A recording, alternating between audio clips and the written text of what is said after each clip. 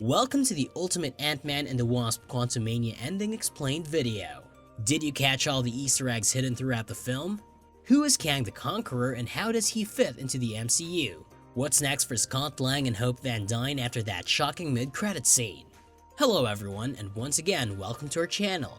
Today we're discussing the ending of Ant-Man and the Wasp Quantumania and all the Easter eggs you might have missed. If you're a fan of the Marvel Cinematic Universe, then you won't want to miss this. So grab your Pym particles and get ready to shrink down to microscopic levels because this is the ending explained video you don't want to miss. The conclusion of Ant-Man and the Wasp Quantumania seemed like a launching point for years of storytelling, spin-offs, and potentially universe-ending ramifications for the MCU. Inadvertently traveling to the quantum dimension, Scott Lang and the Ant family encountered various strange new people, including the battled Kang and MODOK. As we left the theater, we had a lot of unanswered questions after the Conqueror, the Ant family, and the people of Quantum Realm engaged in surreal mind-bending combat. What happened in the Ant-Man and the Wasp Quantumania ending?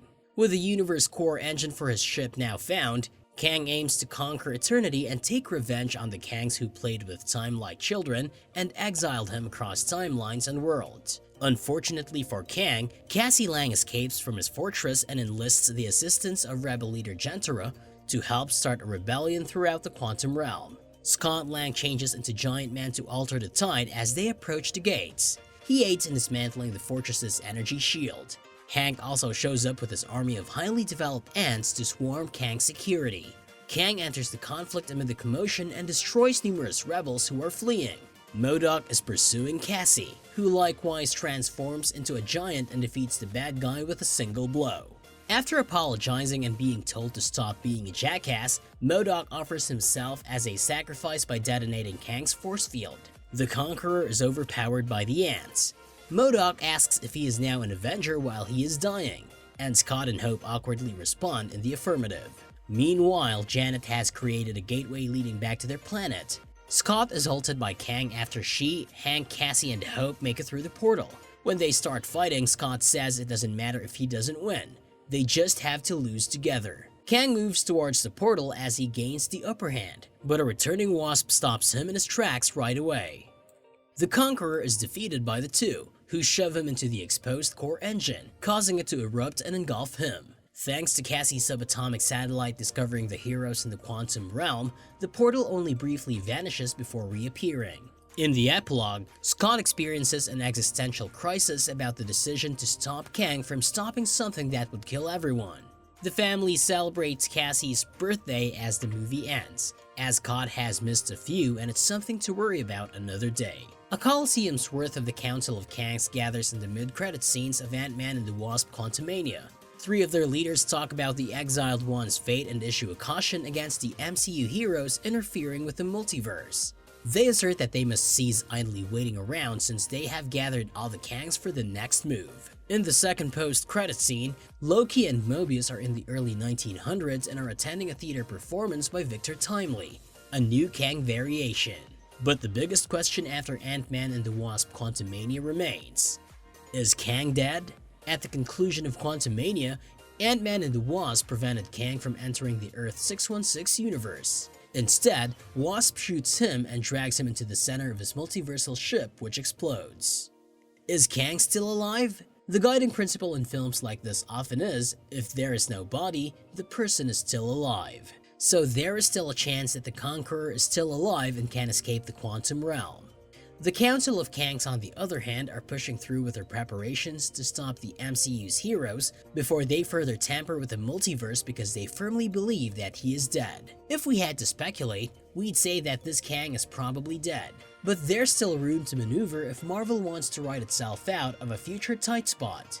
In Avengers: The Kang Dynasty, scheduled for release on May 2, 2025, there will be the return of a lot more Kangs.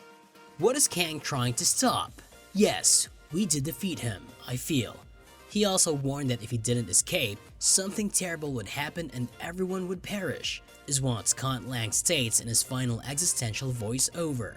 The response? What follows Quantumania is revealed in Kang the Conqueror, said Majors. Although having lost the Kang War with the Council of Kangs, he now desires to burn them out of time in retaliation for the harm they have caused to the multiverse. The MCU must be concerned about more than just a bunch of Kangs though. Infinite incursions in the multiverse and terminal decline are how it ends, according to Kang. Since the Kangs are currently running amok in the multiverse, no one is strong enough to stop them, which is bad news for everyone and everything simultaneously. All of its objectives are well met by Ant-Man and the Wasp: Quantumania, which kicked off Phase 5 of the MCU in the best way possible, setting the stage for the larger multiversal battle the MCU is obviously lining up. It also succeeds in the objective of having a lot of Marvel Easter eggs. Stick around to learn how many Easter eggs we spotted in the third Ant-Man movie. Ant-Man is popular now. Scott Lang, a burglar turned size-shifting hero, is reintroduced to the public, and we discover that he has gained considerable popularity. It appears that his crucial part in undoing the notorious blip in Avengers Endgame wasn't forgotten, as numerous devoted fans can be spotted wearing Ant-Man themed clothing. In contrast, one of the funniest scenes in Avengers Endgame is Scott and a few other Avengers having a conversation in a diner. Everyone recognizes the Hulk, but none of the youngsters who are thrilled to meet the amazing green giant are even somewhat interested in taking a photo with the insect guy. Thank you, Spider-Man. This one is fairly simple. The proprietor of Scott's favorite coffee shop, Ruben, greets him with a "Thank you, Spider-Man" as he orders his morning brew. Evidently, there was a mistake because the proprietor of the San Francisco cafe confused Scott with friendly neighborhood Spider-Man from New York. Opening montage cameos. Speaking of Amigos actor Ruben Rabasa, he's not the only person who shows up for a quick cameo while Scott is off living the high life as a celebrity with superpowers. Other spectators seen passing Scott include the Villains of Valley View actress Patricia Belcher, alternative rock musician Eve Barzilay, and BuzzFeed Unsolved anchor Ryan Bergara. Jimmy Woo returns. Agent Jimmy Woo first appeared in Scott Lang's second solo outing, Ant-Man and the Wasp. After Scott was placed under house arrest for his part in helping Captain America when the Captain was declared a fugitive in Captain America Civil War, Woo basically served as Scott's handler.